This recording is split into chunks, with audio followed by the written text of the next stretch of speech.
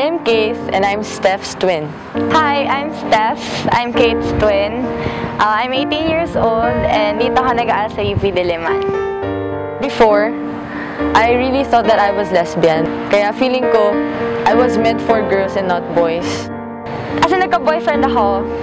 Tapos, parang hindi ako nakontento. Nagpapalit-palit ako ng lalaki. Tapos doon pa ako natuto mag-two-time. Kasi talagang takot at takot ako maiwanan. So, yung pagka-two-time ko, maiwan ng isa, at least may reserve pa akong isa.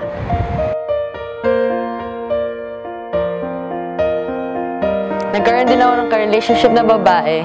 Kasi feeling ko tama siya.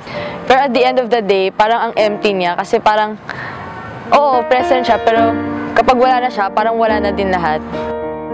Naging blind ako. Hindi ko nakita yung nagiging negative effects niya sa akin. Parang akong nasa prison. Hindi ako makagalaw na maayos dahil meron akong tinatago.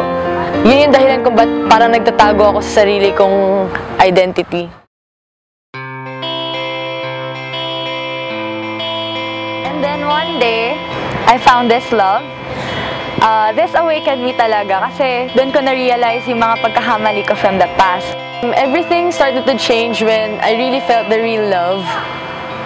Kasi sa love na yun, doon ko naramdaman ang totoong acceptance, ang totoong feeling to be loved at magmahal din ng iba.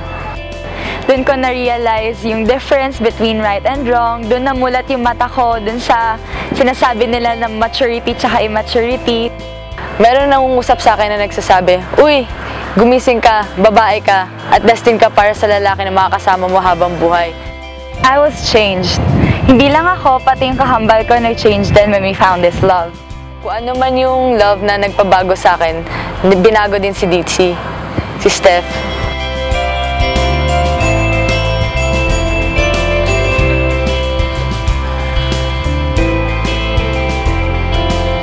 But now that I am awake, alam ko na kung ano talaga ako, and I feel free. And then we realized that we were born for this love.